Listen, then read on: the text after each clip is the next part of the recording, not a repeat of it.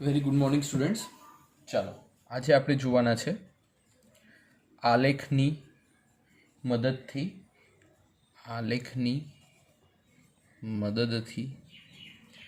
ગતિના સમીકરણો.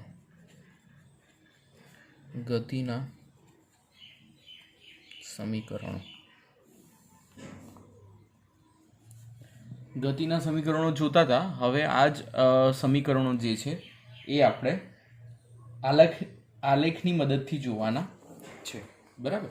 તો ટોટલ 3 સમીકરણ છે. આપણે 3 સૂત્ર તારવીએ. આ 3માંથી એક થિયરી 101% બોર્ડમાં પૂછાય છે, અથવા જે સ્કૂલની એક્ઝામ હોય એમાં તમારે પૂછાશે. ધ્યાન રાખજો. એક થિયરી હશે જ. પહેલી છે વેગ સમય સંબંધ માટેનું સમીકરણ.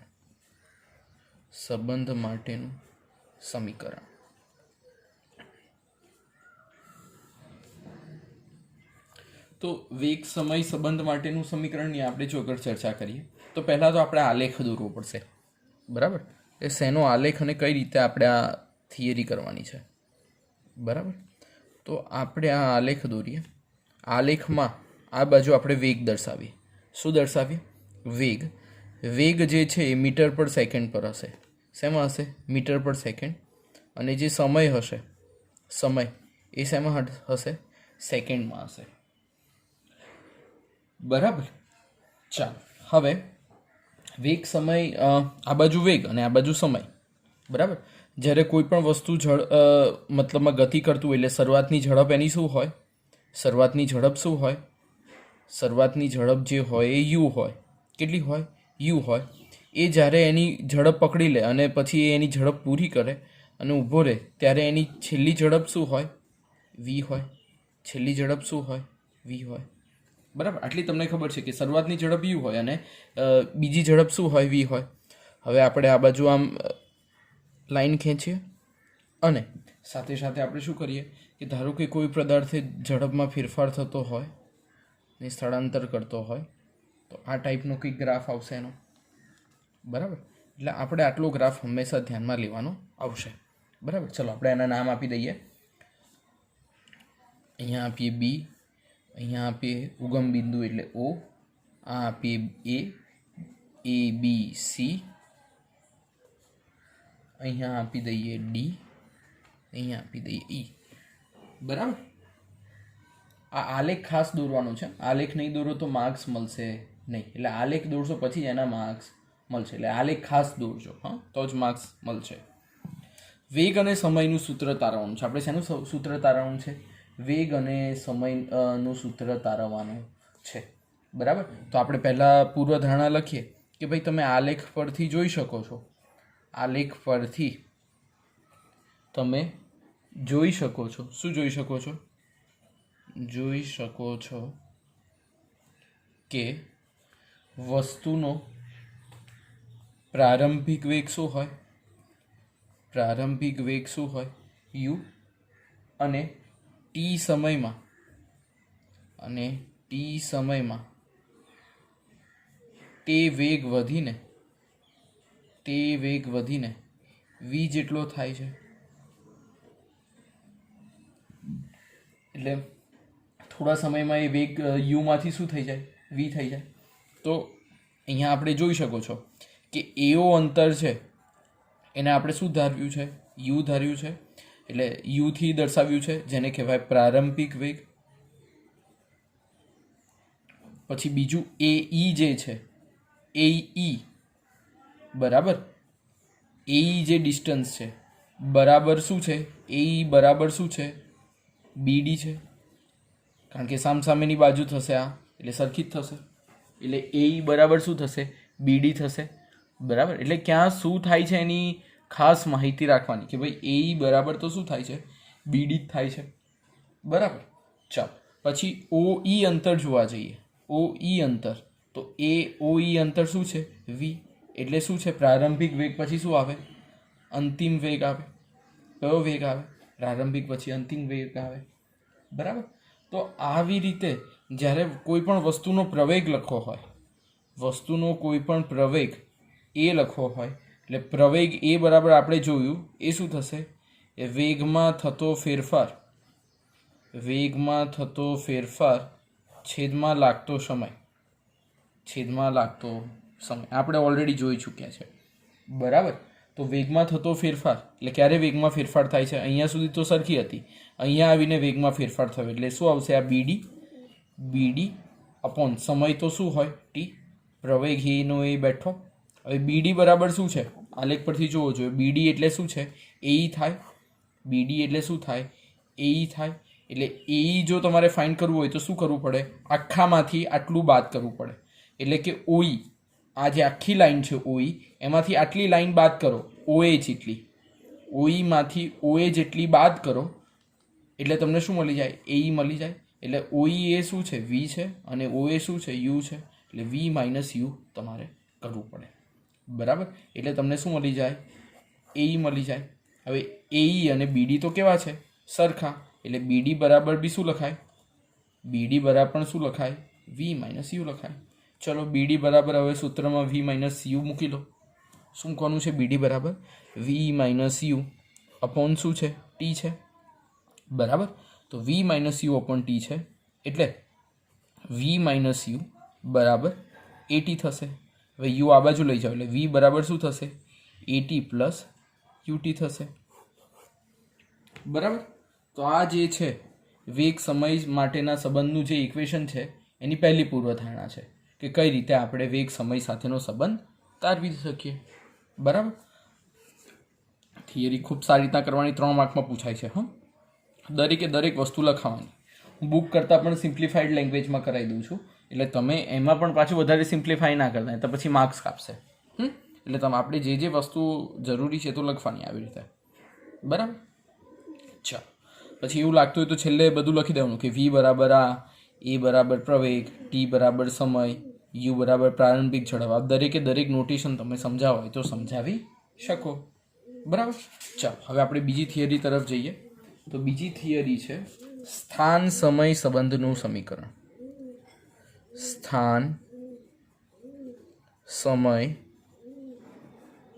સંબંધ માટેનું સમીકરણ. સંબંધ માટેનું સમીકરણ.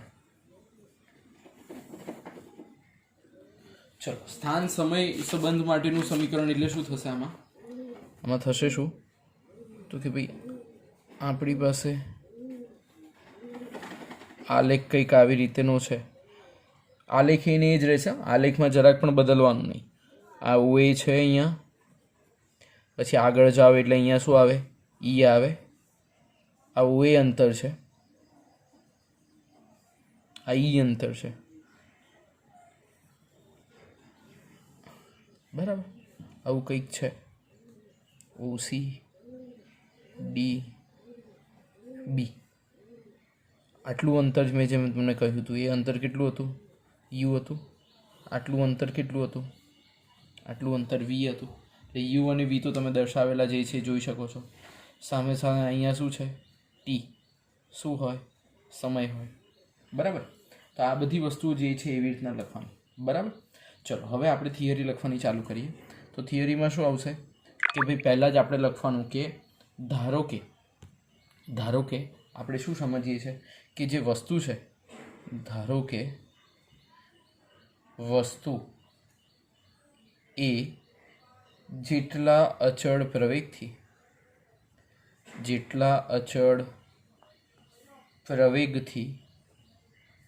ટી સમયમાં એસ જેટલું અંતર કાપે છે,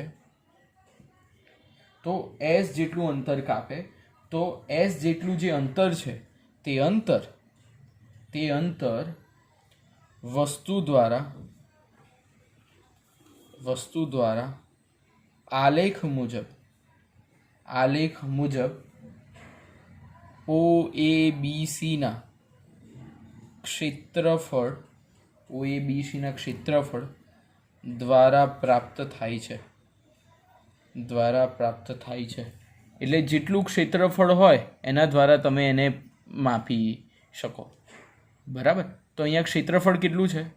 અહીંયા જેટલું ક્ષેત્રફળ હશે એના દ્વારા તમે માપી શકશો કે કેટલું અંતર એને કાપ્યું છે, બરાબર. એટલે આ જે અંતર જે છે, આ જે અંતર જે છે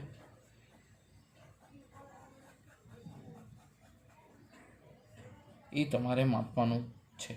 તો આ અંતર માપવા માટે OABC, અહીંયા OABC કેવો છે? OABC આકૃતિ મુજબ સમલંબ ચતુષ્કોણ છે. કેવો છે? સમલંબ ચતુષ્કોણ છે. બરાબર. એટલે કે ક્ષેત્રફળ S બરાબર OABC નું ક્ષેત્રફળ થશે. તો OABC નું ક્ષેત્રફળ એટલે શું થશે? OABC નું ક્ષેત્રફળ એટલે શું થશે? ત્રિકોણ ABD નું ક્ષેત્રફળ પ્લસ જે આપણી પાસે જે લંબચોરસ છે AOCD નું ક્ષેત્રફળ, બરાબર. સમજાય છે? તો આવી રીતે આપણે આ ડેફિનેશનથી આપણે કોઈનું પણ ક્ષેત્રફળ માપી શકીએ અને ક્ષેત્રફળ માપીને એની યોગ્ય વેલ્યુઓ મૂકી શકીએ. તો પહેલાં તો આપણે શું માપવું પડશે? ABD નું ક્ષેત્રફળ. એટલે ABD નું ક્ષેત્રફળ જોવા જઈએ તો AD અને B, ABD બરાબર. તો ABD એટલે શું છે? 90 ના ખૂણે છે. ABD નું ક્ષેત્રફળ એટલે શું થશે? 1/2. જો આના ખબર હોય તો યાદ રાખજો. પાયો શું છે? AD અને ગુણ્યા એની બીજી બાજુ એટલે શું થશે? BD. આ એક સૂત્ર છે, ના ખબર હોય તો યાદ રાખજો. તમને આવશે આગળ પ્રમાણે, આવી ગયું હોય તો સારું. બરાબર. લંબચોરસનું ક્ષેત્રફળ તો તમે જાણો છો, AO × OC. બરાબર. લંબચોરસનું ક્ષેત્રફળ શું થાય? લંબાઈ ગુણ્યા પહોળાઈ, AOCD. એટલે લંબાઈ આ ને પહોળાઈ આ, લંબાઈ ગુણ્યા પહોળાઈ એટલે શું થશે? AO × OC. બરાબર. એટલે આવી રીતે આપણે એનું ક્ષેત્રફળ માપી શકીએ. ચલો હવે આકૃતિ મુજબ જો તો AD બરાબર શું છે? AD બરાબર તો શું છે? AD અને OC સરખું જ થાય એટલે 1/2. AD બરાબર તો T લખી શકું કારણ કે OC અને AD સરખું થાય. અને BD એટલે શું? AE જેટલું છે. હવે આ ખૂબ સમજવા જેવું છે. હવે પોઈન્ટ સમજજો. હવેનો પોઈન્ટ જ સમજવાનો છે. હવે આપણને કોની વેલ્યુ જોઈએ છે? BDની. કોની જોઈએ છે? BDની. મારી પાસે અહીંયા જગ્યા નથી કારણ કે મારે આકૃતિમાંથી સમજાવેલું ઉપર લખું છું. હવે મારે વેલ્યુ જોઈએ છે BDની. શેની જોઈએ છે? BDની. BD બરાબર શું થાય? સામસામેની બાજુઓ સરખી હોય એટલે BD બરાબર શું થાય? AE થાય. AE એટલે શું થાય? આખા V માંથી U બાદ કરી નાખીએ, V - U થાય. એટલે AE બરાબર શું થાય? BD ને AE સરખા હોય એટલે શું લખાય? V - U લખી શકાય. બરાબર. પ્લસ AO તો શું છે? જો આકૃતિમાં AO શું છે? U એટલે U. અને OC શું છે? T. OC શું હોય? T જેટલો જ સમય હોય. બરાબર. હમણાં હવે પહેલું સમીકરણ આપણે જોઈ ચૂક્યા. શું જોઈ ચૂક્યા? V - U બરાબર AT. બરાબર. V - U બરાબર AT. એટલે V બરાબર U + AT હતું ને, અહીંયા UT નહીં આવે, ખાલી U જ આવશે. બરાબર. એટલે આ બરાબર તમારે શું આવ્યું છે? V - U. તો V - U બરાબર શું લખી શકાય? AT લખી શકાય. એટલે આપણે ત્યાં લખીએ છીએ T × AT. બરાબર. આ ગયું જે થિયરી તેનું સમીકરણ છે આ AT. બરાબર. પ્લસ UT જેમ છે એમ જ એટલે શું થશે? 1/2 AT² પ્લસ UT. એટલે S બરાબર ફાઇનલ ઇક્વેશન આવ્યું UT પ્લસ 1/2 AT². બરાબર. જ્યાં બધું લખવાનું પછી કે ભાઈ S બરાબર શું છે? અંતર છે. U બરાબર શું છે? પ્રારંભિક ઝડપ છે. શું છે? પ્રારંભિક ઝડપ. પછી V બરાબર શું છે એ લખવાનું, A બરાબર પ્રવેગ, T બરાબર સમય, એ બધું લખવાનું. બરાબર. તો આ થઈ બીજી થિયરી. કઈ? સ્થાન સમય સંબંધ માટેનું સમીકરણ. સ્થાન સમય સંબંધ માટેનું સમીકરણ. આ પહેલી થિયરી હતી, વેગ સમય સંબંધ માટેનું સમીકરણ. આ બીજી થિયરી, સ્થાન સમય સંબંધ માટેનું સમીકરણ. હવે આપણે ત્રીજી થિયરી જોવાના છે. હવે આપણે કઈ થિયરી જોવાના છે? ત્રીજી, જે છે સ્થાન વેગ સંબંધનું સમીકરણ. સ્થાન વેગ સંબંધનું સમીકરણ.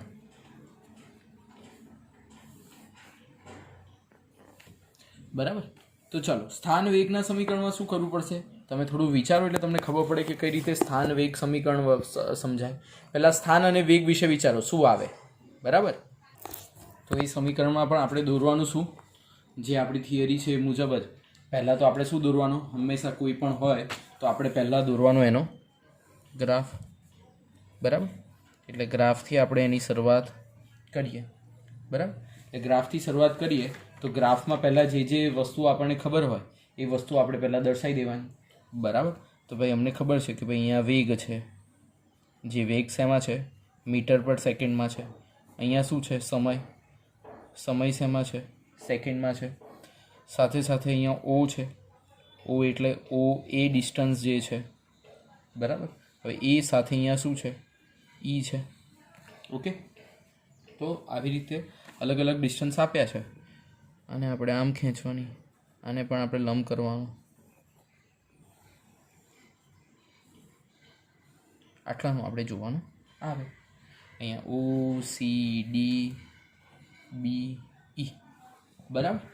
હવે જે ઓ એ છે એ અંતર તમે જાણો છો એમ. શું છે ઓ એ અંતર? યુ છે. ઓ ઈ અંતર શું છે? વી છે. બરાબર. આ અંતર શું છે? ટી સમય છે. બરાબર. હવે સ્થાન વેગનું લાવવાનું છે આપણે. શેનું સૂત્ર તારવવાનું છે? સ્થાન વેગમાં. બરાબર. તો સ્થાન વેગ માટે આપણે શું કહી શકીએ કે ભાઈ સ્થાન વેગ માટે આપણે તો પહેલાં એના રિલેટેડની રૂપરેખા તારવવી પડશે. કઈ રૂપરેખા તારવવી પડશે? કે કઈ રીતે સ્થાન વેગનું જે છે એ કેલ્ક્યુલેશન આપણે કરી શકીએ. બરાબર. તો શરૂઆત કરવાની કે ભાઈ શેનાથી લખવાની શરૂઆત કરવાની કે ભાઈ આકૃતિમાં દર્શાવ્યા મુજબ, આકૃતિમાં દર્શાવ્યા મુજબ. શું આકૃતિમાં દર્શાવ્યા મુજબ શું છે? કે ભાઈ વેગ સમયનો જે આલેખ છે, વેગ સમયના જે આલેખ છે એ આલેખ પરથી આગળ પ્રવેગ એ દ્વારા ટી સમયમાં વસ્તુ દ્વારા કાપેલ અંતર એસ આલેખ મુજબ. કેટલું અંતર આપણે કાપીએ છીએ? તો કે ભાઈ આપણને ખબર છે ઓ એ બી સી જેટલું અંતર આપણે કાપવાનું છે. આ બધું અંતર આપણે કાપવાનું છે. બરાબર. એટલે કેટલું અંતર થશે આલેખ મુજબ? ઓ એ બી સી જેટલું અંતર આપણે કાપવાનું છે. બરાબર. તો આ ઓ એ બી સી જે અંતર છે એ ઓ એ બી સી અંતર મુજબ આપણે એનું ક્ષેત્રફળ જે છે એ આપણે લખવાનો પ્રયત્ન કરીએ. તો અહીંયા જે છે એસ બરાબર શું થશે? ક્ષેત્રફળ ઓ એ બી સી. બરાબર. એટલે એસ બરાબર ક્ષેત્રફળ ઓ એ બી સીનું હવે નવું સૂત્ર હું તમને કહું છું, ધ્યાન રાખજો. હા, નવું સૂત્ર છે 1/2 પાયો પહેલો પાયો 1. આ તમને હજુ આવશે ને, હજુ આ આગળના 10મા ધોરણમાં આવશે, પણ અત્યારે તો પણ શીખવાડી દઉં છું તમને. પાયો 2 ગુણ્યા ઊંચાઈ. અહીંયા પાયો ઊંધો સમજવાનો. પાયો કયો છે? આ પહેલો પાયો, એટલે કે આ પાયો. હા, હું જે 2 ગણું છું એ પાયા, આ 2 પાયા ઉપર છે. એટલે પહેલો પાયો કયો છે? OA. બીજો પાયો કયો છે? BC. અને ઊંચાઈ શું છે? આ ઊંચાઈ ઉપર રહેલું છે, આખો ઊંધો છે એવું સમજો. તો એ OC ઊંચાઈ પર છે. કઈ ઊંચાઈ પર છે? OC. બરાબર. એટલે આ થોડું તમારા માટે નવું છે, કારણ કે આ પહેલી વાર આવ્યું છે. બરાબર. એટલે તમે વ્યવસ્થિત ધ્યાન રાખીને સમજજો અને કરજો. બરાબર. ચાલો, હવે 1/2 OA બરાબર શું છે? OA બરાબર શું છે? U છે. BC બરાબર શું છે? V છે. અને OC બરાબર શું છે? T છે. હમણાં તમે એક સૂત્ર તારવ્યું હતું કે ભાઈ V બરાબર U પ્લસ AT. બરાબર. તો વી માઇનસ યુ બરાબર શું થાય? એટી થાય. હવે ટી બરાબર લખો તો શું થાય? વી માઇનસ યુ અપોન એ. એટલે ટી બરાબર આપણે આ સૂત્ર મૂકી દઈએ, બરાબર. એટલે 1/2 યુ પ્લસ વી ગુણ્યા વી માઇનસ યુ અપોન એ. ચલો આપણે એને ફેરબદલ લખીએ લખવામાં. એટલે વી પ્લસ યુ સાથે સાથે બીજું શું છે? વી માઇનસ યુ અપોન એ. બરાબર. તો આ શું છે? આ જો આ કયું સમીકરણ થાય છે? આ સમીકરણ થાય છે A plus B A minus B. A plus B ને એ માઇનસ બી હોય તો શું લખાય? A square minus B square લખાય. બરાબર. તો અહીંયા શું લખાશે? 1/2 V square minus U square upon A બરાબર થશે એસ. હવે આ 2a છે, અહીંયા એસ જોડે ગુણી દો તો શું થશે? વી સ્ક્વેર માઇનસ યુ સ્ક્વેર બરાબર 2as. જ્યાં નીચે લખજો બધું. હા, વી બરાબર શું, યુ બરાબર શું, એ બરાબર શું, એસ બરાબર શું, આ બધું છે. એસ એટલે અંતર, એ એટલે પ્રવેગ, યુ એટલે શરૂઆતની ઝડપ, વી એટલે પછીની ઝડપ, અંતિમ ઝડપ. આ દરેક વસ્તુઓ આપણે તારવીને લખવાની છે. બરાબર. એટલે આ 3 થિયરી છે. આ 3 થિયરીને પ્રોપર તૈયાર કરવાની છે. એટલે આના 3 સમીકરણ ટોટલ થશે. કેટલા સમીકરણ થશે? 3 સમીકરણ આના થશે. કયા સમીકરણ 3 થશે? આ 3 સમીકરણ 5 વાર લખીને તૈયાર કરવાના. હા, કયા 3? વી બરાબર યુ પ્લસ એટી, કારણ કે આના ઉપર જ દાખલા છે બધા. એસ બરાબર યુટી પ્લસ 1/2 એટી સ્ક્વેર. અને ત્રીજું સૂત્ર V square minus U square બરાબર 2as. પછી ત્યાં નીચે બધું લખજો. V S U A T બરાબર શું, આ બધું લખવાનું અને 5 વાર લખીને આવા સૂત્ર મોડે કરવાના. બરાબર. એટલે કાલથી આપણે એના દાખલા જોઈશું. બરાબર. એટલે આજની થિયરી 2 વખત લખવાની. આજે કોઈ એસાઇનમેન્ટ નહીં હોય. આજની આ જે 3 થિયરી છે એ જ 2 વખત લખીને તૈયાર કરો. અને પછી આ જે સૂત્રો જે છે મેં તમને કીધા 3 સૂત્ર જે છે, પહેલું, બીજું ને ત્રીજું, એને પ્રોપર તૈયાર કરો. બરાબર. એ આજનું હોમવર્ક. બરાબર. આજે કોઈ એસાઇનમેન્ટ નહીં આવે. આજે આટલું જ કામ છે. બરાબર. ચાલો, થેન્ક યુ.